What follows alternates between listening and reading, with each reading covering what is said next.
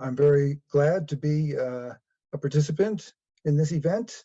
Buzgalin and Koganov's book, Global Capital, should be of interest to everyone who wishes to understand contemporary capitalism. While drawing on the work of many other scholars around the world, Buzgalin and Kolganov offer a unique and provocative analysis that renews Marxist political economy by stressing its dialectical roots. The book analyzes the transformation of market relations, the spread of capital's power to new aspects of social life, including free time, and the remarkable expansion of fictitious capital in this era.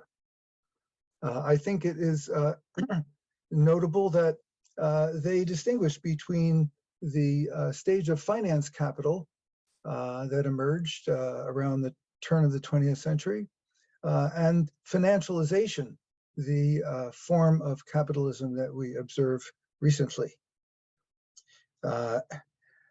One of their key points is a focus on the relation between capitalist profit-making activity on the one hand and non-capitalist, non-market forms that exist alongside it.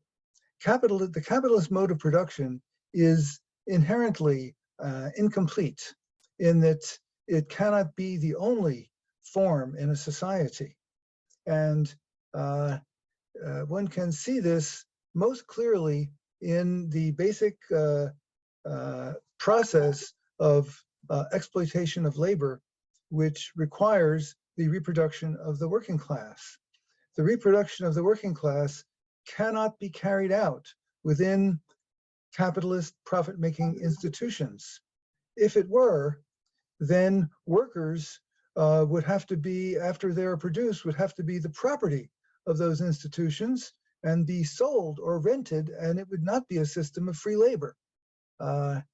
Capitalism requires families or households to reproduce the working class, with a role also played by schools, another institution that must operate by principles other than the pursuit of profit. You can see the difference in certain cartoons. One time during a business cycle recession, I saw a cartoon that showed a family sitting around the table with the head of the family saying, what with rising prices and increasing economic pressure, I'm going to have to let some of you go. Well, that doesn't happen normally. Families operate based on different principles. So must schools. A school that operated on capitalist principles would, sell diplomas. They do exist around the fringes.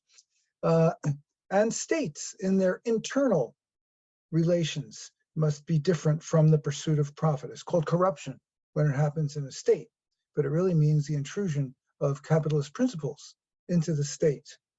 And what we're seeing in the neoliberal era, here's the key point, is capitalism itself attacking the key institutions that operate based on different principles on which capitalism's own reproduction depends, as market principles intrude inside, in particular, schools and states.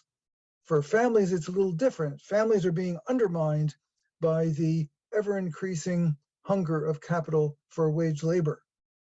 Now, I guess the final point I'd like to make is that I agree with Buzgalin and Koganov's arguments about this being near the end of an era. This is the end of an era.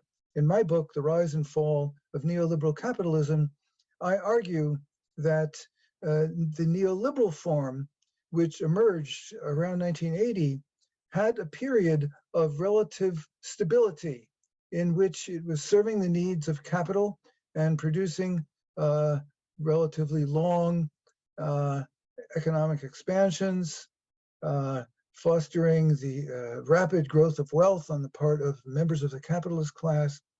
But like every form of capitalism, it eventually is undermined by its own contradictions. And that turning point occurred, in my view, in 2008 with the big financial crisis and Great Recession. The financial crisis itself passed, the Great Recession led to a recovery, but a structural crisis of the neoliberal form of capitalism remains and is producing what we're seeing today, an increasing challenge to conventional politics all around the capitalist world, both to the right and to the left. And like every crisis, while it has great dangers, the possibility of a turn toward neo-fascism in the capitalist world, there is also a possibility renewed of a turn to the left with a period either of a significant progressive reform or even transitions to socialism. Thank you. I'm Michael Hudson. I'm appearing here for the International Manifesto Group. If you like this video and ones like it, please subscribe. For more information, go to the address on the screen.